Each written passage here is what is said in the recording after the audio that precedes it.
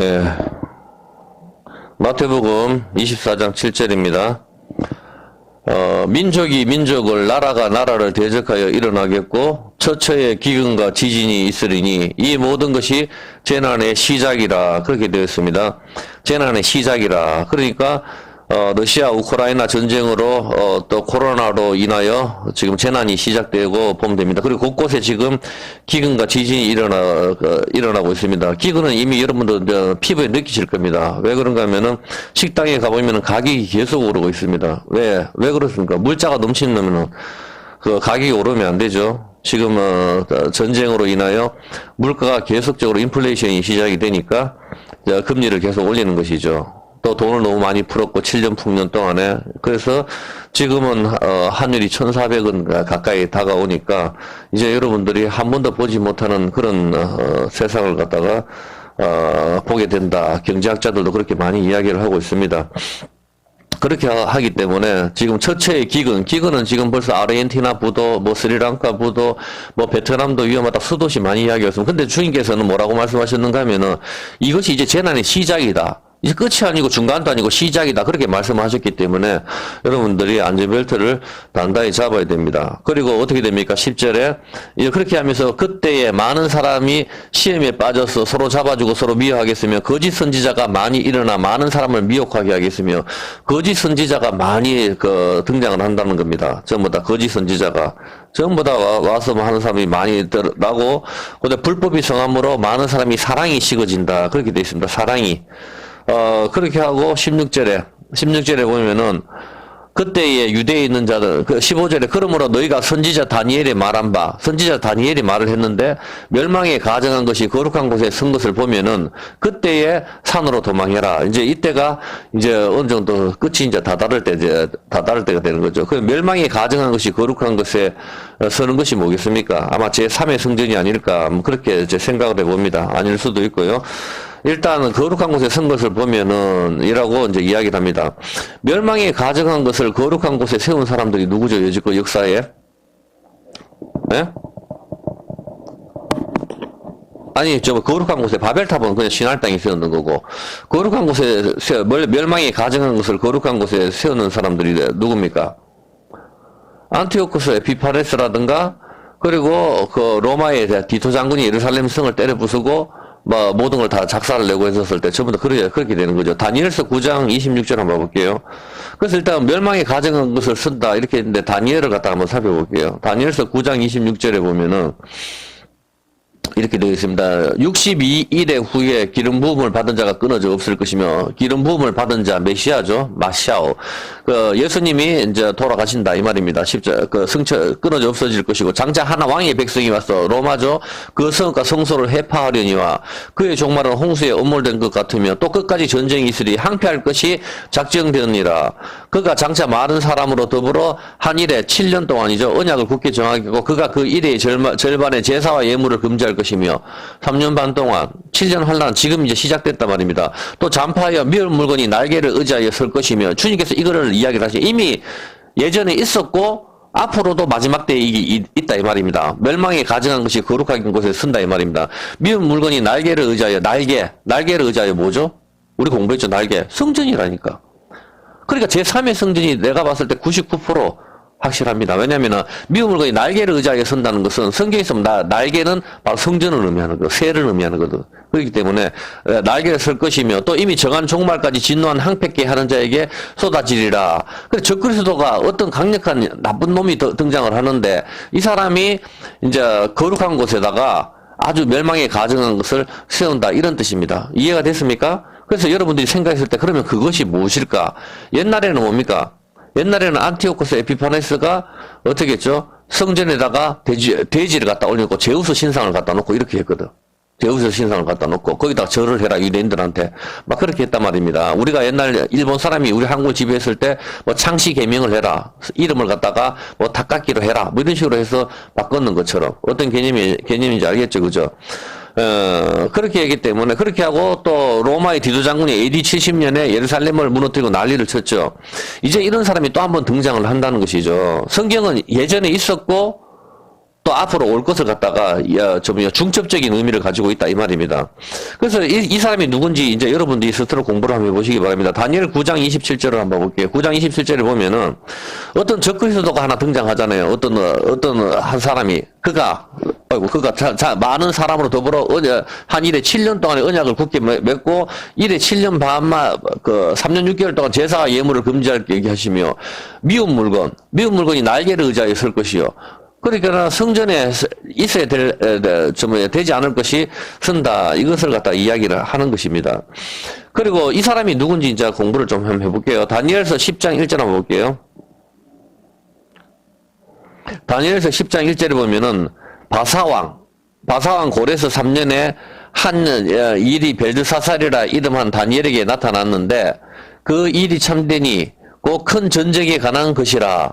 다니엘이 그 일을 분명히 알았고 그 이상을 깨달으리라. 다니엘한테 뭐가 일어났죠? 10장 1절에 다니엘이 환상을 보죠. 고레스 3년에 한 일이 벨드사살이라 이런 다니엘한테 나타났단 말입니다. 환상이 나타났단 말입니다. 그런데 그 다니엘이 환상을 보는데 그 환상을 뭔가 곧 큰 전쟁에 관한 것이다. 큰 전쟁에 관한 것이다 이 말입니다. 큰 전쟁에 관한 환상을 다니엘이 보게 된단 말입니다. 보게 되는데 14절에 이건 언제 그라고 다니엘이 보는데 14절 한번 볼게요. 14절에 큰 전쟁도 작은 전쟁이야 큰 전쟁을 보는데 이제 내가 말이래 내 백성이 당할 일을 네게 깨닫게 하려 왔노라. 언제라고요? 그럼 언제예요? 지금이라니까. 지금 이제 전쟁이 터졌잖아.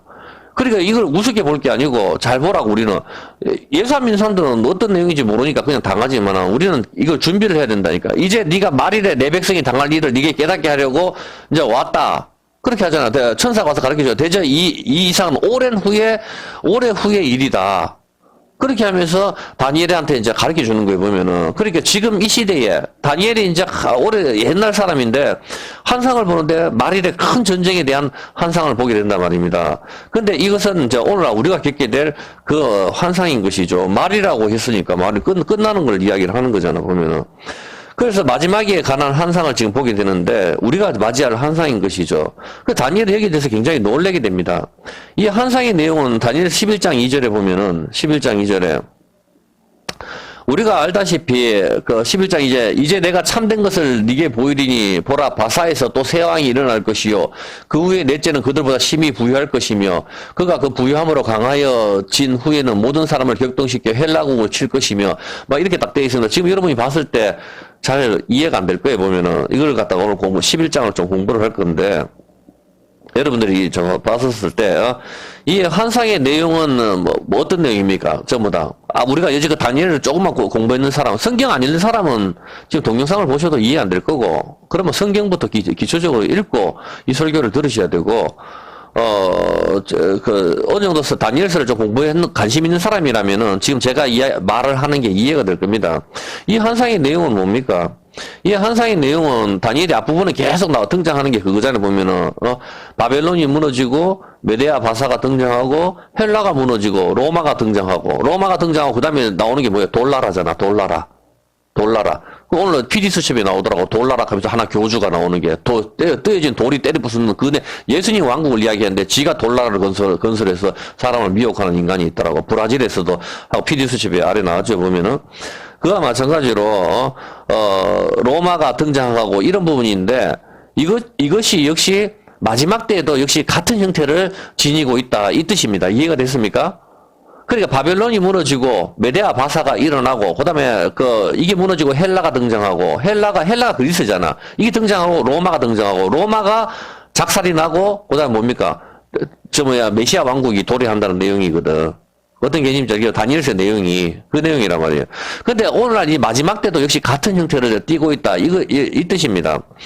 다니엘서 11장 2절에서 27절까지의 내용은 이제 어떤 내용인가 하면은 북방왕과 남방왕의 싸움이에요. 여러분이 이해했을 때 북방왕과 남방왕의 싸움 이것이 굉장히 중요한 것을 의미하는 것이거든. 그렇기 때문에 이것을 굉장히 주목을 해야 됩니다. 일단 북방왕과 남방왕을 꼭 알아야 돼요.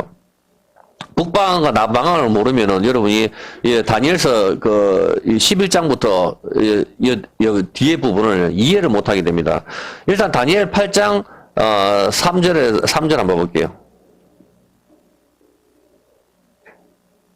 잘 보세요. 이제 여기서부터 북방과 남방을 설명하기 위해서 이제 설명하는 겁니다. 내가 눈을 들어본 적 강가에 두 뿔 가진 수양이 있었는데, 다니엘이 또 환상을 보죠. 환상을 보는데, 눈을 들어본 적 강가에 두 뿔 가진 수양, 양이 있는데, 뿔이 두 개라. 그 두 뿔이 다 길어도 한 뿔은 다른 뿔보다 길었고, 그 긴 것은 나중에 난 것이라. 뿔이 두 개. 뿔은 힘을 가리키죠. 내가 본 적 그 수양이 서와 북과 남을 향하여 받으나 그것을 당할 짐승이 하나도 없고 그 손에서 능히 구하리가 절대로 없으므로 그것이 임의로 행하고 스스로 강대에 가더라. 내가 생각할 때 한 수염소가 서편에서부터 와서, 서편은 뭡니까? 해가 지는 쪽이죠. 항상. 네? 서편에서부터 와서 온 지면에 두루 다니되 땅에 닿지 않으면 그 염소 두 눈 사이에 현저한 뿔이 있더라. 그것이 그 두 뿔 가진 수양고 내가 본 바 강가에 섰던 양에게로 나아가되 분노한 힘으로 그것에서 달려가더니 내가 먼저 그것이 수양에게로 가까이 나아가서 더욱 성내어 그 수양을 땅에 엎드러뜨리고 짓밟았으니 능히 이 수양을 그 손에서 벗어나게 할 리가 없었더라. 수염소가 스스로 강대하여 가더니 강성할 때 그 뿔이 꺾이고 그 대신 현저한 뿔 넷이 하늘 사방을 향하여 났더라. 자, 여기까지. 이게 무슨 뜻이죠? 양이, 두 뿔 가진 양이 등장하는데 이 양을 갖다가 수염소가 하나, 다니엘이 환상을 봐. 지금 여러분이 환상을 본다고 생각합시다. 환상을 보는데 양이 뿔이 두 개가 있어. 그런데 그 다음에 다니엘이 또 환상을 보니까 양이 저서 막 돌아다니고 있는데 그 다음에 수염소가 하나 등장을 해가지고 이 수염소가 양을 갖다 작살을 내버리네? 작살을 내버리는데 수양에 가까이 가서 더욱 성내 그 수양을 땅에 엎드러뜨리죠. 양이 작살 났어요. 근데 이 수양을 갖다가 구해줄 사람이 없어. 그리고 수염소가 스스로 막 엄청나게 커지는 거지. 점점 심히 강대에 가더니 강성할 때 거기서 어떻게 돼요? 큰 뿔이 이 큰 뿔이 꺾여버리고 수염소에서 4개의 뿔이 나온다는 거라. 이게 무슨 말이죠?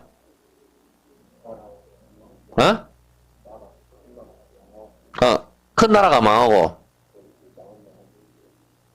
그렇죠. 그러니까 이 수양은 뭐예요, 그러면, 수양은? 수양이 누군지를 알아야 되지. 예? 그렇지. 수양이 헬라라고. 여기 20절에 나오죠. 한번 봐요. 20절 한번 봐요. 20절. 20절에 보면은 해석을 해주죠. 내가 본 바 두 뿔 가진 수양은 뭐다? 메데아 바사 이란이라고. 뿔이 두 개니까. 맞지? 메데아 바사인데 이걸 때려 부수는 게 누구라고? 그리스라고. 이해했습니까? 그래서 양이 뿔이 두 개가 있으니까 메데아 바사잖아. 이 메데아 바사가 누구를 작살냈죠? 양이? 바벨론을 작살냈잖아. 바벨론을 작살내고 그다음에 메데아 바사가 이제 다니엘이 환상을 보는 거라. 왜냐면 바벨론 시대에 다니엘이 잡혀왔으니까. 다니엘 시대에 잡혀와가지고 70년을 지내거든. 이방 포로 상태에서 다니엘이 어릴 때 잡혀왔다니까. 어릴 때 잡혀와가지고 이제 예레미야 그 책을 읽어보니까 예루살렘의 항폐함이 끝나는 게 70년 되면 끝나는구나. 이제 얼마 안 남았구나. 이걸 다니엘이 깨닫게 되거든. 그러니까 이방 포로 생활을 70년 동안 다니엘이 정말 힘들게 고생을 하는 거지. 이해했습니까? 바벨론 시대도 거치고 메데아 바사 시대도 다니엘이 다 거친다고. 어떤 개념인지 알겠지, 보면은. 그래서 바벨론을 갖다가 느부갓네살이 정말 힘이 세가지고 다니엘도 잡아오고 쉽게 이야기해가지고 작사를 내고 있었을 때, 그때 이제 다니엘이 저거 환상을 이야기를 하잖아, 보면은. 큰 신상을 보는데, 바벨론이 무너지고 메데아 바사가 나오고 헬라가 등장하고 로마가 등장하고 큰 뜨인 돌이 이 신상을 무너뜨리는 걸 봤단 말이야. 이해되지? 이해됩니까? 예. 자, 그렇게 하는데, 여기 8장도 같은 내용을 이야기하는 거라고. 8장도 양이 하나 등장을 하는데, 두 뿔이 있어. 두 뿔이 바로 메데아 바사락 하잖아. 그런데 이 양이 누구한테 작살나죠? 염소한테 작살난다 하잖아, 염소. 그 염소는 뭐라 해? 털이 많은 수염소는 곧 헬라 그리스라고. 그럼 그리스 왕이 누구죠? 헬라 왕. 우리가 역사 시간에 많이 배우잖아. 누굽니까? 그렇지, 알렉산더를 말하는 거라. 알렉산더가 등장을 하는 거라. 그런데 그 두 눈새는 큰 뿔은 그 첫째 왕이요. 그 알렉산더인데, 이 뿔이 꺾이지. 알렉산더가 이제 죽죠. 죽고 난 뒤에 그 대신에 몇 명이 나온다? 네 뿔이 나오잖아.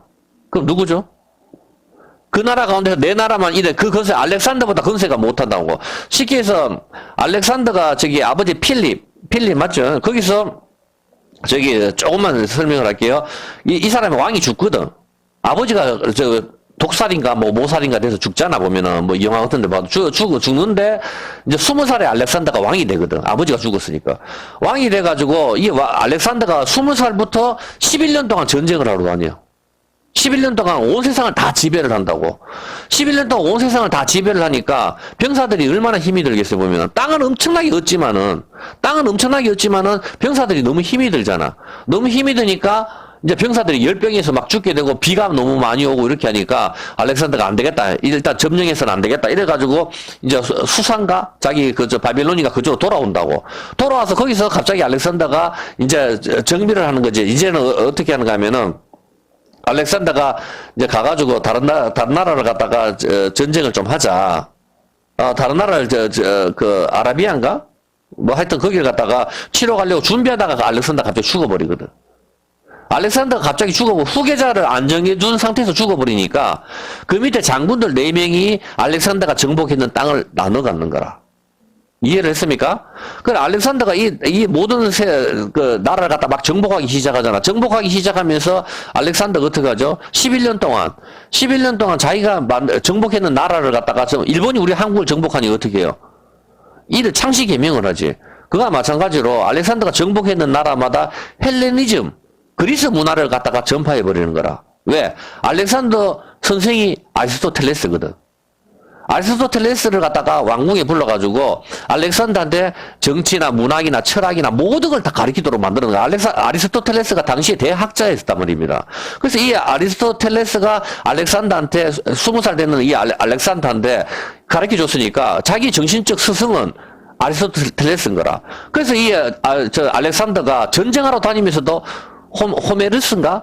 호메리스의 시집을 갖다 늘 들고 다니면서, 전쟁을 한 정도로, 사상가, 이런 게 많이 강한 사람이란 말입니다. 무조건 사람을 때려 죽이는 게 아니고, 알렉산더가. 그렇게 하면서 헬레니즘 문화를 헬라 문화를 다 전파를 하면서, 아리스토텔레스의 영향을 받았으니까, 유대인은 표적을 원하고, 헬라는 지혜를 찾잖아. 그래, 그걸 갖다 다 퍼뜨려버리는 거라. 다 퍼뜨려버리고, 자기가 정복했는 도시마다 자기 이름을 딴 도시를 건설하는 거지. 그게 알렉산드리아 도시라. 그래서 이집트 역시 도시가 어떻게 되죠? 알렉산드리아 도시가 생기는 거라. 그 도시가 엄청나게 활발하게 되니까 거기서 뭐가 나오죠?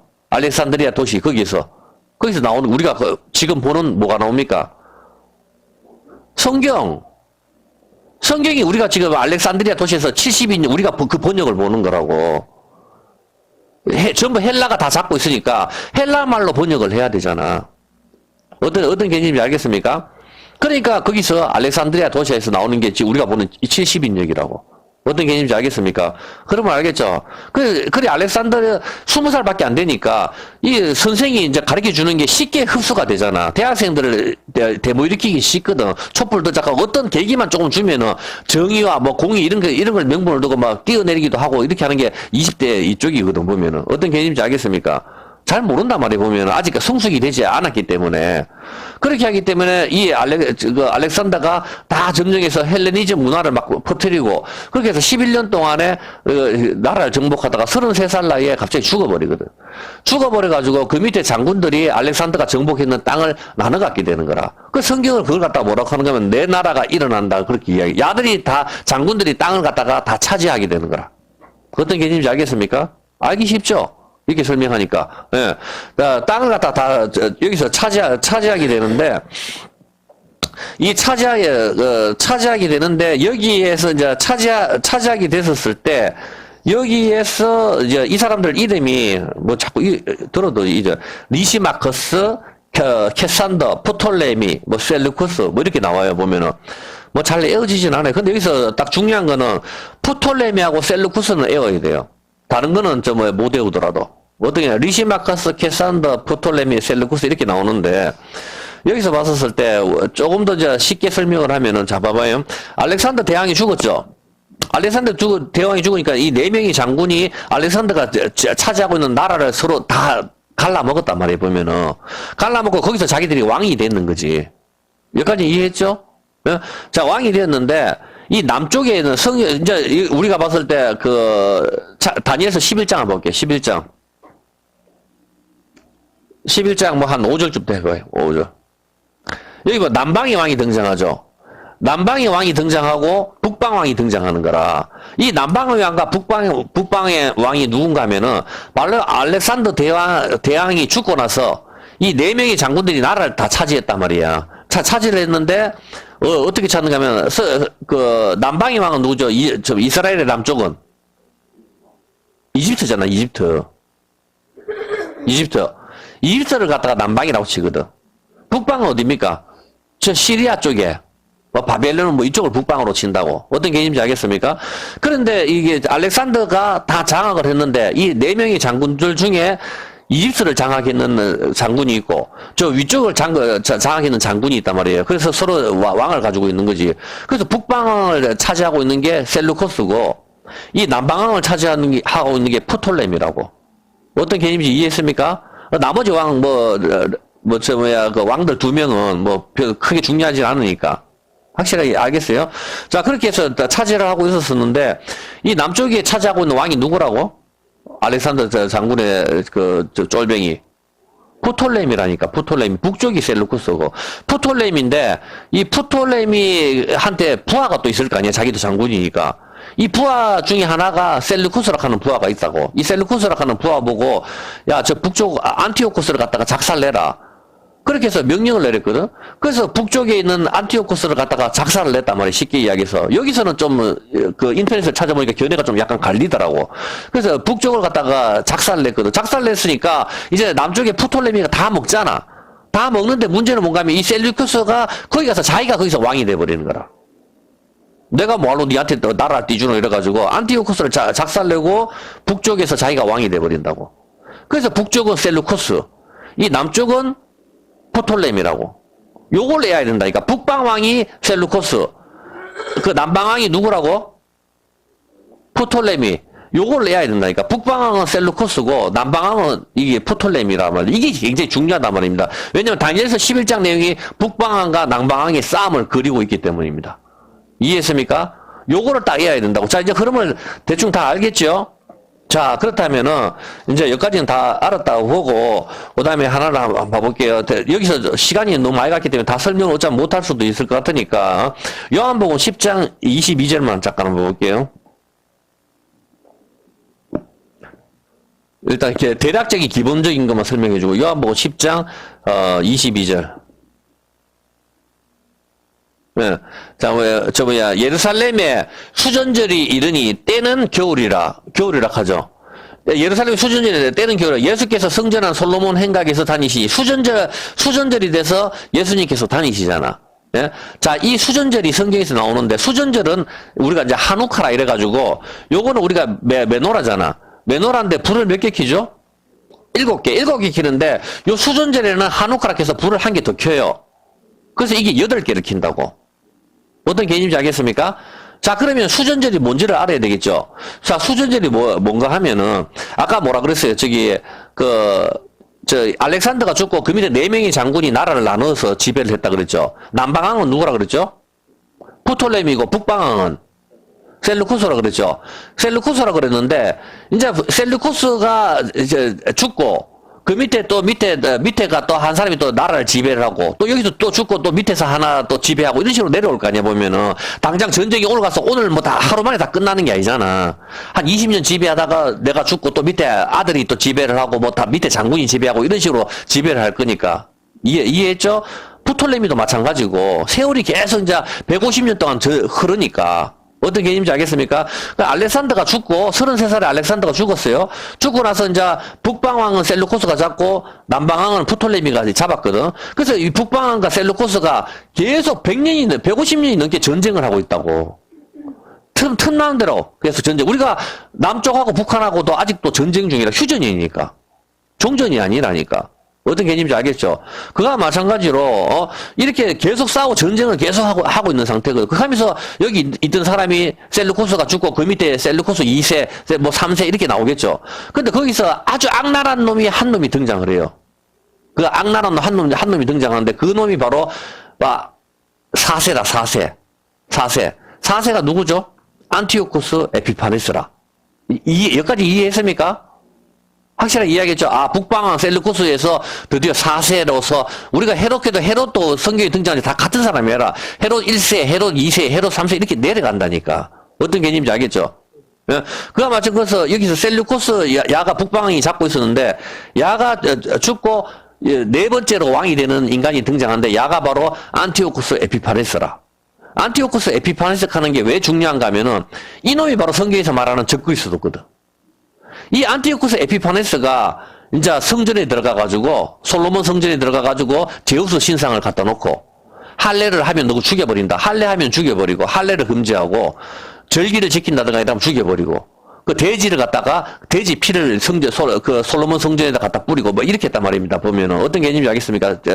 성전에다가 그걸 갖다 뿌리고 하니까 얼마나 기가 막히겠어. 그래서 이 안티오코스 에피파네스 4세가 어떻게 했는가 하면은, 유대인들은 제사장이 있었을 거 아니야. 제사장한테, 네 이제부터 제우스 여기한테 절을 해라. 절을 하면 네 자손들 다 내가 잘해주겠지만은, 절을 안 하면은 네 죽이변디. 이렇게 됐단 말이야. 너 죽인다. 이렇게 됐다고.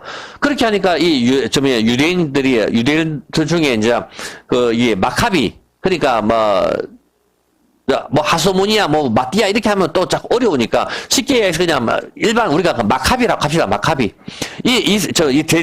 제사장이 화가 날 거 아니야. 자기는 우리는 비록 소수지만 전쟁은 여호와께 속한 거다. 이래가지고 그거 이제 제우스 산당한테 절을 하라 하는 사람 갖다가 사신까지 죽여버리거든. 어떤 개념인지 알겠습니까? 죽여버리고, 이제 이 안티오코스 에피파네스 4세가 화가 나잖아. 화가 나서 이 유대인들을 갖다 다 작살내러 온단 말이에요. 오는데 또 이 사람들이 싸워가지고 야들을 갖다가 승리를 한다고. 승리하고 성전에 제우스 산당을 갖다 놨는 걸 갖다가 깨끗하게 청소를 해. 청소를 하고 깨끗하게 만들어 놓는단 말입니다. 잘했어요, 안 잘했어요? 잘했죠? 잘했는 걸 기념하는 날이 뭐다? 수전절이라고. 이해했습니까? 이 수전절이 언제다? 날짜가 겨울인데 날짜 12월 25일이라. 그래서 우리는 크리스마스를 지내지만 저기는 수전절을 지낸다고, 유대인들이. 확실하게 이해했습니까? 그래서 예루살렘 수전절이 이때가 12월 25일이라고.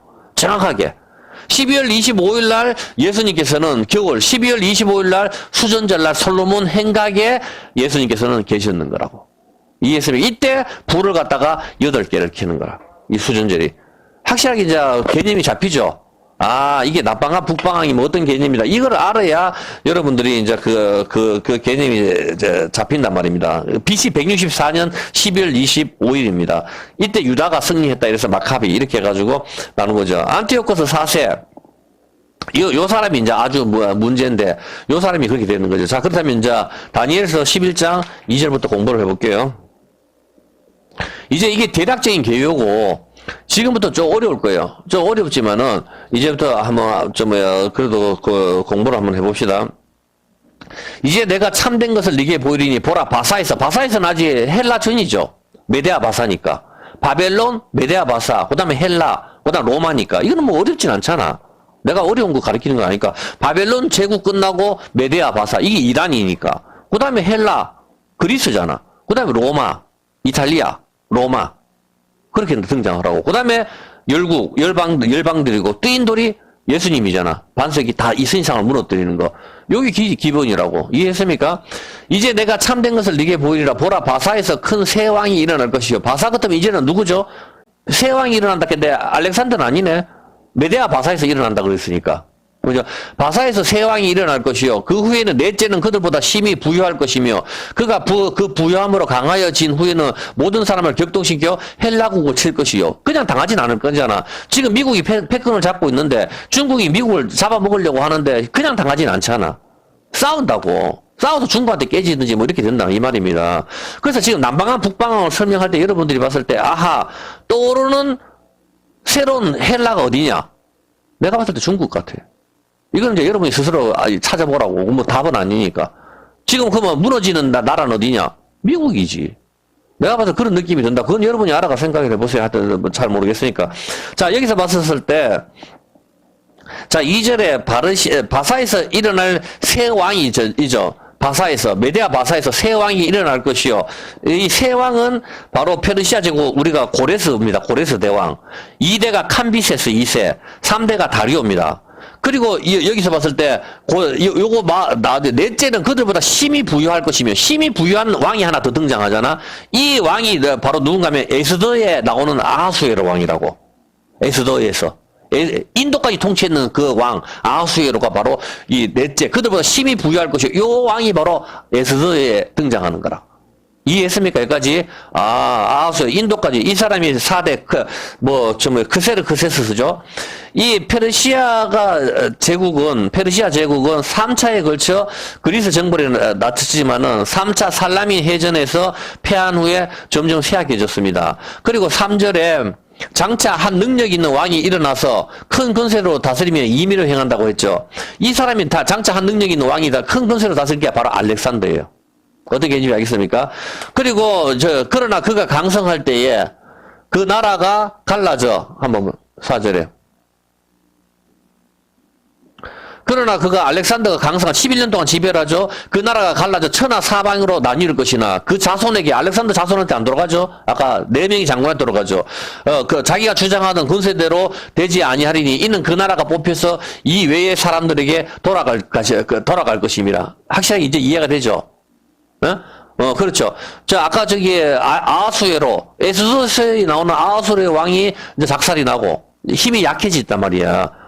약해지고, 그 다음에 알렉산더가 등장을 하고, 알렉산더가 작살이 나고, 그 다음에 그 밑에 4명이 등장을 하는 거니까, 자손한테 돌아가지 않는 것이죠, 보면은. 그리고 5절에, 남방의 왕은 강할 것이, 아까 남방의 왕은 누구죠? 참네. 푸톨레미라니까. 이거 외워야 된다니까. 이거는 외워야 된다고. 정말 푸톨레미. 남방은 푸톨레미. 북쪽은 셀루코스. 거꾸로 외우면 미안한데. 남방의 왕은, 이거 역사 시간도 배우는 거라. 남방의 왕은 푸톨레미. 북쪽은 셀루코스. 알겠지? 나도 참 이게 외우기 힘들더라고. 자, 그러면은, 초대왕 푸톨레미 1세죠, 이제. 남방이니까 150년 동안 싸우니까 1세가 되는 거지. 그리고 1세인데 이 사람은 알렉산더 히와 장군으로서 이집트 총독으로 임명되었다가 BC 304년에 이제 왕이 돼서 이제 프톨레미 왕국을 세운 거. 지금부터 2300년 전의 일입니다. 2300년 전에. 그리고 그 다음에 그 군주들 중에 더 강한 자는 셀루코스 왕국을 세운 이제 북방왕 셀루코스 1세죠. 이해했습니까? 근데 중요한 거는 남방하고 북방하고 싸우잖아. 근데 여기서 북방왕이 이긴다고. 북방왕이 이겨가지고 이제 예루살렘을 박살을 내고 제우스 신상을 갖다 놓는다고. 그럼 그걸 오늘날 대비를 해보자고. 말일에 일어날 일이니까. 말일에 일어나는데 남방왕은 지금 누굴까? 모르겠어, 나는 누군지. 북방왕은. 그 내가 봤을 때 북방왕, 우리가 머릿속에 딱 떠올라졌을 때 북방이라 하면은 북한이나 중국이나 러시아나 이란이나 터키나 뭐 이런 게 그냥 북방 쪽으로 대충 떠오르지는 거라. 뭐 남방 북방은 아닌 것 같은데, 뭐 일단 사회주의, 공산주의, 대충 이렇게 나뉘고, 이건 자유민주주의, 이렇게 나뉘니까 뭐 그런 느낌이 든단 말입니다. 왜 그런가 하면 여지껏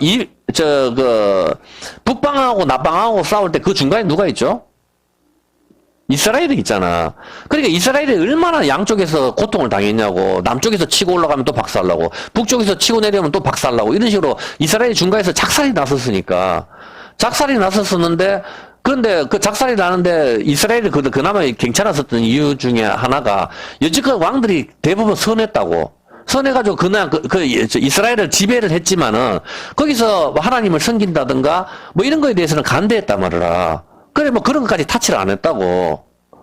근데 일본 사람 와서 성까지 다 바꾸게 만들고 뭐 그렇게 했었는데, 근데 이 안티오코스 에피파네스는 뭔가 어떻게 했는가 하면 일본 사람하고 똑같이 신사 참배까지 하도록 강요를 하는 거하고 똑같이 그렇게 만들었다고. 종교까지를 완전히 탄압을 해가지고 성전에다가 제우스 신상까지 갖다 놔버렸단 말이야. 이 악랄한 놈이, 북방왕. 야가 드디어 승리를 하니까 그렇게 되는 거라고. 그래서 예수님께서는 어떻게 돼요? 마태복음 24장에 아까 그렇게 나오죠. 미운 물건이 날개를 의지하여 쓸 때, 다니엘이 말한 바, 멸망이 가증한 것이 거룩한 곳에 쓸 때, 그때 너희를 피해라. 똑같은 일이 다시 일어난다고 이야기를 하잖아. 이제 그러면 어떻게 되죠? 교회가 어떻게 된다? 교회가 초토화가 돼. 코로나 때 봤잖아. 별것도 아닌데 코로나 하나에 한국교회가 문을 다 닫아버렸다고. 이제 이보다 더 강한 전쟁이나 이래 와가지고 했으면은 뭐, 말할 필요도 없이, 앞장서서 뭐, 목사님들이 와가지고 신사참배 하겠지. 그건 볼 필요도 없는 거잖아. 코로나 때 뭐, 마스크 끼라 하면 마스크 끼고 시킨 대로 다 듣는데, 공무원들 몇 명 찾아도 꼼짝도 못 하는데, 말할 필요도 없잖아, 보면은. 그 지하교회로 들어가야 된다고, 전부 다. 어떤 개인인지 알겠습니까? 그렇게 된다는 거지. 그렇게 됐었을 때, 자, 일단 여기서부터 조금만 더 11장을 공부를 해봅시다. 자, 남방의 왕은 강할 것이나, 그 군들 중에 하나는 그보다 강하게 건세를 떨치고 그 건세가 심히 그 그리고 몇 해 후에 그들이 서로 맹약하리니 남방왕의 딸이 북방왕에게 나가서 이제 북방은 셀류쿠스죠. 남방왕의 딸이 북방왕에게 나가서 하친하리라. 그러나 이 공주의 힘이 쇠하고 그 왕은 서지도 못하며 건세가 없어질 뿐 아니라 이 공주와 그를 데리고 온 자와 그를 낳은 자 그때 도와주던 자가 다 버림을 당하리라. 남방왕이 프톨레미 2세 필라테푸스 딸 베르니체입니다. 베르니체. 우리 베르니체 많이 들어봤죠? 베르니체. 이 바로 딸 베르니체를 말하는 거라. 이 베르니체가 북방왕 안티오코스 2세, 이 후처가 된 정략 결혼으로 두 나라의 평화조약을 맺죠. BC 250년. 어떤지 알겠습니까? 그렇게 했지만 어떻게 해요? 남방왕의 딸이 베르니체가 북방왕한테 나와가지고 하친을 하지만은 정략 결혼을 한단 말이야. 근데 이 공주의 힘이, 베르니체의 힘이 세지고 그 왕은 서지도 못하며 건세가 없어질 뿐 아니라 이 공주가 그를 데리고 온 자와 그를 낳은 자와 그때 도와주는 자가 다 버림을 당한다고. 베르니체가. 어떤 개념인지 알겠습니까? 그래서 이 7절에, 그러나 이 공주의 본족에서 난 자 중 하나가 그의 위를 이어 북방왕의 군대를 치러 와서 그의 성에 들어가서 그들을 이기고, 이 공주의 본족에서 난 자 중 하나가 등장을 하거든. 본족에서 난 자. 누굽니까? 평화조약을 맺는데, 이때 프톨레미 2세가 안티오코스 본초 라오디케아와 이혼을 하도록 만들거든. 그러니까 야 내가 내 딸을 니한테 주는데 니 그 여자하고 이혼해라. 강제로 이혼을 시키는 거라. 이혼을 시키고 내 딸을 주고 평화조약을 맺는다고. 여기까지 이해했습니까? 베르니체가. 그러나 안티오코스 2세는 장인 프톨레미 2세가 죽거든. 장인이 죽자 베르니체를 버려버린다고. 여기 버림을 당한다 하잖아. 베르니체 버림을 당한다. 어떤 개념인지 알겠어. 장인이 죽어버리니까 뭐야 이거. 딸 정략 결혼했는데 장인이 죽어보니까 이 베르니체를 버려버리고 다시 본처를 데리고 오는 거라. 본처를 데리고 와가지고 라오디케에게 들어갔는데 이제 본처가 기분 좋겠어요? 안 좋겠어요? 기분 안 좋죠. 그래서 앙심을 푸는 이 라오디케가 남편 안티오코스 2세를 암살을 해버려요. 암살을 해버리고 암살한 후 베르니체와 그녀의 아이까지 다 죽여버린다고. 자기 아들 칼리니쿠스를 왕위에 올려버려요. 그 왕이 셀리코스 2세예요. 이해했습니까? 이 본처. 이제 여기까지 확실하게 이해해야 되죠? 그래서 다 버림을 당할, 그를 낳은 자, 그때 도와주는 다 버림을 당하리라. 그러나 이 공주의, 그러니까 이제, 이 공주하고 관계되어 있는 이 프톨레미 왕국에 있는 형제들이 열이 받잖아. 맞죠? 그렇게 해서 어떻게 되죠? 7절에 이 공주의 본족에서 난 자 중 하나가 그의 위를 이어 북방왕의 7절.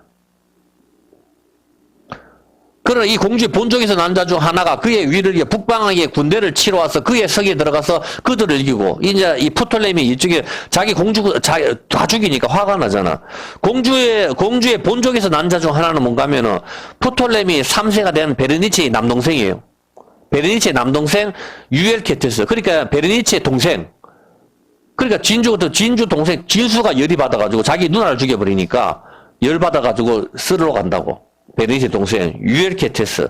프톨레미 3세는 누나 베르니체를 암살한 보복으로 북방 셀류쿠스 왕국을 침공해. 누나한테 연락이 안 되니까 가서 죽었다 소리를 들을 거 아니에요.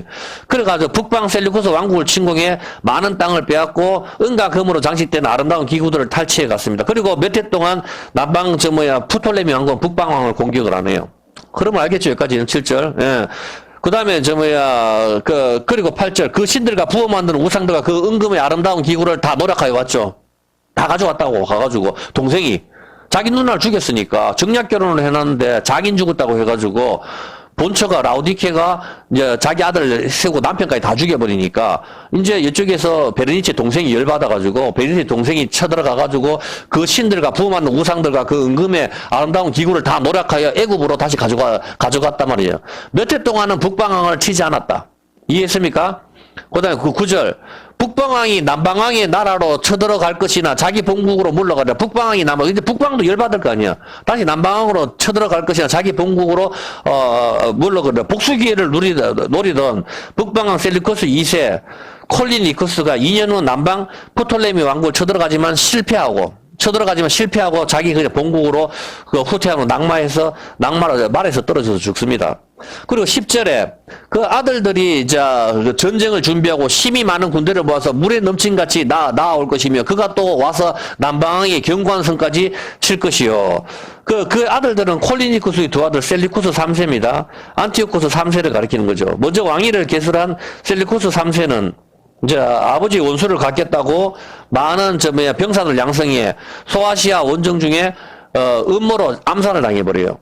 그리고 이어 동생 안티오쿠스 3세가 왕위를 계승한 후 군사를 일으켜 남방한 프톨레미 4세의 군대를 팔레스타인 남쪽으로 몰아내고 원문은 여기 자신의 경관성이라고 되죠. 남방의 경관성까지. 좀 이해가 됩니까? 서로 치고 복수한다고 계속 싸우고 있다고. 이게 150년 동안 계속된다고. 어떤 개념인지 알겠어요?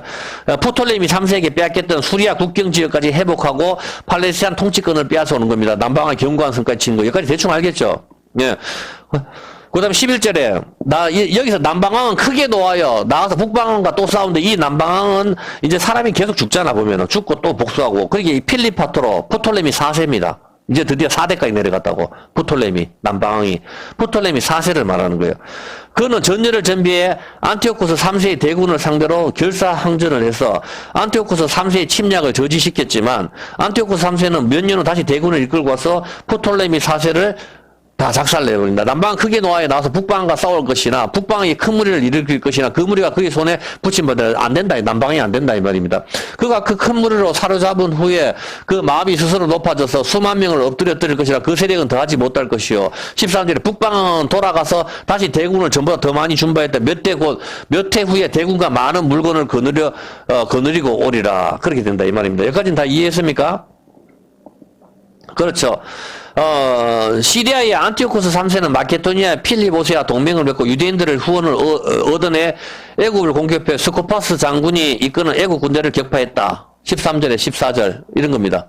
그때 여러 사람이 일어나서 남방왕을 칠 것이요. 내 백성 중에서도, 내 백성 유대인이죠. 네 백성 중에서도 강포한 자가 스스로 높아져서 이상을 이루려 할 것이나, 이상은 뭐예요? 이제 이스라엘 독립이죠.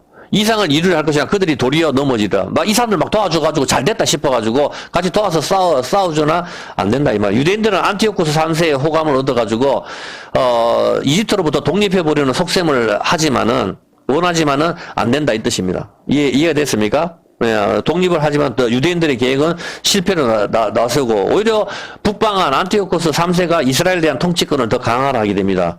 14절 16절입니다. 이에 북방왕은 와서 토성을 쌓고 견고한 성읍을 취할 것이요. 남방 군대는 그를 당할 힘이 없을 것이요. 남방이 깨집니다. 오직 와서 치는, 그래서 미국이 무너진다 보는 게 내가 봤을 때 거의 100% 맞아요. 오직 와서 치는 자가 임의로 행하리니 능히 그 앞에 설 사람이 없겠고 그가 영화로운 땅에, 영화로운 땅은 이스라엘입니다. 설 것이요. 그 손에 멸망이 있으리라. 드디어 이스라엘을 작사를 내게 되는 겁니다. 안티오쿠스 3세는 이제 프톨레미 4세의 군대와 싸우려고 하다가 마음을 바꿔서 어떻게 하죠? 17절에 이제 시작. 그가 결심하고 전국의 힘을 다하여 이르렀다. 그가 하친할 것이요. 왜 싸우죠? 이제 결심하고 전국의 힘을 다하여 이르렀다. 그가 하친할 것이요. 또 여자의 딸을 그에게 주어 그 나라를 패망케 하려 할 것이나 이루지 못하리니 그에게 무익하리라. 뭐 뜻입니까? 17절은 셀루쿠스 왕국이 프톨레미 왕국과 하친하는 거죠. 그 결심하고 다 작사를 내려고 하는데 그 하친을 한다는 거라. 안티오쿠스 3세는 프톨레미 4세의 군대와 싸우려고 하다가 마음을 바꿔가지고 자기 딸을 갖다가 프톨레미 4세에게 주어서 딸을 통해 가지고 프톨레미 왕국을 망치려고 자기 딸을 갖다가 줍니다. 그 딸이 누구죠? 옛날에 배웠죠. 클레오파트라고. 클레오파트라를 갖다가 보내주거든. 클레오파트라, 야, 이래가 싸우면 서로 많이 죽을 것 같으니까 차라리 내 딸을 줘가지고, 야, 딸 니가 적어가지고, 니가 적을 장악해라. 이래서 딸을 보내주거든. 클레오파트라가 예쁘니까. 클레오파트라를 갖다가 보내주거든. 그래, 클레오파트라가, 갔는데, 문제는 뭔가 하면, 이 클레오파트라가, 진실량이 나가가지고 남편을 데리고 오는 게 아니고, 가서 남편을 데리고 와라 이렇게 했는데 거기 가서 남편하고 하나가 돼서 거기서 여기를 공격을 하네. 클레오파트라가 거기 가가지고 어떻게 되는가 하면 자기 남편 대 필리파토라 한편에서 아버지 안티오코스 3세를 배척을 해버려 오히려. 왜? 남편이 잘났겠지 뭐. 그래 클레오파트라를 보내가지고 야 니 가가지고 내가 저기 남방항을 갖다가 작사를 내려고 하는데 서로 작살 내는 것보다 네가 가가지고 거기 결혼해서 네가 장악을 해서 나를 도와라 이런 식으로 해서 자기 딸을 보내주는데 클레오파트라를 보내버리는데 클레오파트라가 자기 남편한테 이야기를 하는 거지. 우리 아버지가 나를 보내가지고 이렇게 해서 그렇게 했다. 그러니까 우리가 힘을 모아가지고 아버지를 박살내자 이래 되는 거라. 이해됐습니까? 그래서 아버지 안티오코스를 배척하는 바람에 정략 결혼은 실패를 그 나라를 패망케 하려 할 것이나 자기 딸을 클레오파트라를 그에게 줘서 그 나라를 패망케 하려 할 것이나 이루지 못하리니 그에게 딸을 줬는 게 의미가 딸이 아버지를 배반해 버렸으니까 의미가 없는 거지. 그 후에 그가 얼굴을 섬들로 돌이켜 많이 취할 것이나 한 대장이 있어 그에게 보이는 수욕을 싣고 그 수욕을 그에게로 돌릴 것이고. 그래서 안티오코스 3세가 이 북방왕이 애굽을 작살내려는 뜻을 포기하고 대신 소아시아와 헬라를 정복하려고 나서지만 실패한다는 내용입니다. 그 후에 그가 얼굴을 섬들로 돌이켜 많이 소아시아 여기를 취할 것이나 한 대장이 있어 그에게 보이는 수욕을 싣고 그 수욕을 그에게로 돌릴 것이므로 이것도 실패하고.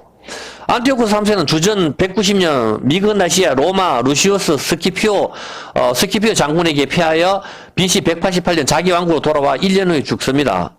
셀루쿠스 왕조에서는 안티오코스 3세는 대왕으로 불리는 인물이었지만 그것이 말년에 무기력하게 죽는 것입니다. 그가 드디어 그 얼굴을 돌이켜 자기 산성도로 향할 것이나 거쳐 넘어지고 다시는 보이지 아니하리 이어서 죽는 것이죠. 그 위를 이을 자가 토색하는 자로 그 나라의 아름다운 곳으로 두루다니게 할 것이나 그는 분노함이나 싸움이 없어 몇 날이 못되어 망할 것이나 그 왕이 이을 자는 안티오코스 3세의 장자인 셀루쿠스 4세 필리파트로를 가리키는 겁니다. 그는 로마가 요구하는 전쟁 배상금을 마련하기 위하여 재무관 헬리오토르스 이거 다 설명해봐야 힘들고 21절만 볼게요. 21절 또 그 위를 이을 자는 한 비천한 사람이라. 이 사람을 잘 봐야 돼요. 누구라고? 그 왕을 드디어 4세가 등장한다. 안티오코스 에피파네스가 등장하는데 성경은 그 위를 이제 한 비천한 사람이라.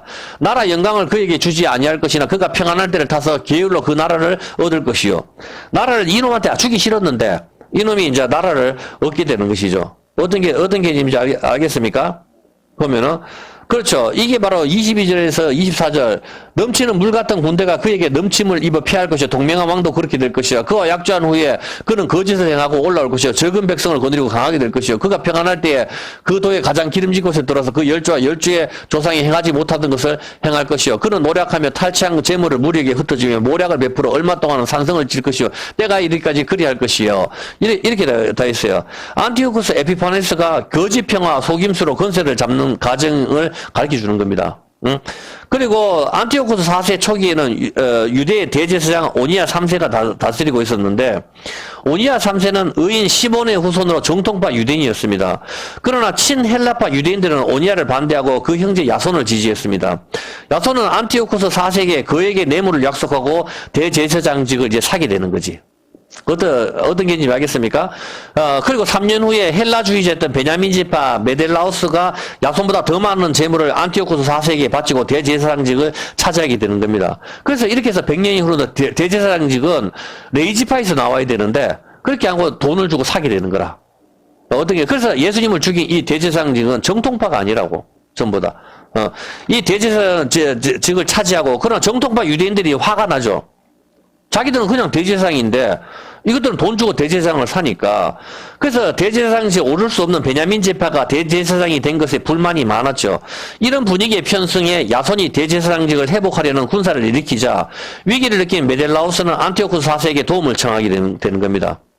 돈을 주고 뇌물을 사는 사람이 이제 저쪽에서 네가 무슨 대제사장이고 대제사장은 아론의 후계에서 나와야 되는데 이래서 완전 싸우려고 하니까 안티오코스 4세한테 도움을 청하는 거라.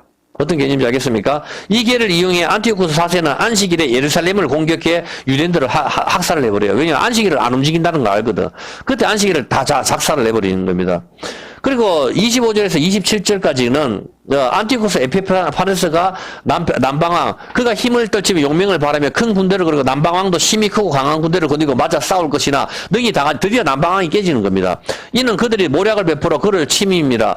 자기의 진미를 먹는 자가, 남방왕이 어리석게 당한다는 거죠. 자기의 진미를 먹는 자가 그를 멸하리니 그 군대가 흩어질 것이요 많은 자가 엎드려져. 자기의 진미를 먹는, 남방왕의 진미를 먹는 인간들이 계속 일어나는 거지. 중국에 돈을 많이 받은 사람들이 미국을 배반할 수도 있다, 이 뜻입니다. 뭐 중국인지 아닌지 모르겠지만 이 두 왕이 마음에 서로 해코지하여 한 밥상에 앉았을 때 거짓말을 할 것이라 일이 형통하지 못하니 이는 작정된 기한에 미쳐서 그 일이 끝날 것이며 북방왕 많은 재물을 가지고 본국으로 돌아가리니 그는 마음으로 거룩한 언약을 거스리며 임의로 행하고 본토로 돌아갈 것이며 작정된 기한에 그가 다시 나서 남방에 이를 것이나 이번이 그 전반 못하리니 이는 기띔의 배들이 이르러. 대충 알겠죠, 뜻을, 이제 흐름을. 그렇죠. 예. 안티오코스 에피파네스가 큰 군대를 이렇게 남방한 프톨레미를 갖다가 공격을 하고, 거짓 평화 조약을 맺고, 막 그렇게 하는 것입니다, 지금. 그렇게 하고 전리품을 가지고 가는 뭐 그런 내용들입니다. 그리고 끝까지 신앙을 지키던, 그런데 안티오코스 4세는 프톨레미 왕국을 공격해 굴복시켜 많은 전리품을 얻고, 그다음 에피파네스는 로마 원로원의 간섭으로 애굽에 오래 머물지 못하고 후퇴해야 되는 거죠. 그런 돌아가는 길에 예루살렘을 공격해서 성전 지성소에 제우스 신상을 세워놓고 대지로 제물을 드리게 하고 안식일과 절기 지키는 것과 할례를 사형으로 금하고 모든 성경 사본을 파기를 시키는 겁니다. 어떤 개념인지 알겠습니까? 끝까지 신앙을 지킨 일부 유다인들은 에피파네스에게 순교를 당하는 거죠. 여기서 이제 등장하는 게 이제 마카비, 이제 흥미 하스모니아, 이제 이쪽에서 1세, 2세에 또 이렇게 등장을 하는 거라고. 같이 막 대항을 하고 싸우는 거. 대충 내용을 알겠죠? 그렇죠. 11장에 대한 내용들은 대충 이런 내용들입니다. 어떤 개념인지 알겠습니까? 그리고 12장. 한번 마지막 1분 만에 결론을 내릴게요. 군대는 그의 편에서 성소 11장, 군대는 그의 편에 서서 한번 볼게요. 좀 올려보세요. 군대는 그의 편에 서서, 예. 성소 견고한 자를 계유로 타락실 것이야. 오직 자기와 하나님을 아는 백성은 강한 용명을 바르라. 이게 그거죠. 성전을 갖다가 더럽히게 하는 거. 이게 아까 우리가 8장에서 읽었던 거, 9장에 읽었던 거, 적국에서도 등장. 아까 안티오코스 에피파네스라고. 어떤 개념인지 알겠습니까? 그렇게 돼 12장 한번 볼게요. 12장. 다니엘서 12장 1절. 그렇게 했었을 때, 결론이 어떻게 납니까? 12장 1절에. 그때 네 민족을 호위하는 대군 미가엘이 일어날 것이요. 미가엘 누구죠? 예수님. 예수님이 등장하시는 거예요. 미갈이 일어날 것이요. 또 환란이 있으리니 이는 개국 이르러 그때까지 없던 환란일 것이요. 7년 환란이죠. 그때 네 백성 중 무릇 책에 기록된 모든 자가 구원을 얻도록 하리라. 이제 주님의 왕국이 도래한다는 겁니다. 예, 이제 대충 시나리오를 대충 알겠죠. 다니엘서 이제 흐름을 어느 정도 좀 이해를 할 거예요. 아, 이제 남방항 북방항이 이제 대충적으로 계략적인 걸 보니까 여기서 약간 차이는 오차는 있을 거예요. 아마 저도 이걸 봤었을 때 이렇게 인터넷에 봐가지고 공부를 했기 때문에 이것도 사람 견해가 약간씩 틀리더라고. 그러니까 이런 부분들 여러분 그냥 참조해서 근데 대략적인 견해는 크게 바뀌는 건 별로 없을 거예요. 여기서. 그러니까 여기서 뭐 오차가 조금 있고 연도라든가 안 그러면 사람들 하는 부분들이 약간 차이가 있다 하는 그 정도니까 대략적인 개요는 뭐 다 비슷하더라고요, 보니까. 그래서 여러분, 이런 부분을 참고를 하고, 그렇게 했을 때 남방항과 북방항이 마지막에 싸운다. 그 중에 북방항이 이긴다. 그 북방에 안티오코스 에피파네스라 하는 강력한 놈이 등장하는데 이놈이 교회 성전에다가 미운 물건을 갖다 세운다. 하나님께서 미워하시는 물건을 세운다. 근데 주님께서는 마태복음 24장 오늘 17절에 오늘 이야기했다시피 거룩한 곳에 멸망이 가정한 것을 세울 때 너희는 피해라. 우리한테 이제 가르쳐 주시는 겁니다. 그러면 거룩한 곳에 멸망이 가정한 것을 세우는 것은 안티오코스 에피파네스거든. 이게 이제 마지막 때도 또 한 번 재현이 되는데 여러분이 이제 머릿속에 생각을 해보시기 바랍니다. 그러면은 여지껏 남방항과 북방항 도대체 이게 비슷한 게 같이 일어나니까 이게 누구를 가르칠 것이냐. 어떤 강력한 하나가 등장하는데 그것은 내가 봤을 때 중국이 아닐까. 중국, 러시아나 뭐 이런 쪽이 아닐까. 왜냐면 요즘 전통적으로 뭐 유럽, 영국이나 프랑스나 뭐 그 미국이나 이쪽은 항상 복음 쪽에는 그래도 간대했었거든. 그런데 이쪽엔 전혀 상관도 없는 다른 사람들이 등장할 수가 있으니까. 그건 뭐 제 생각이니까 여러분들이 판단을 보시면 될 것 같습니다. 시편 74편입니다.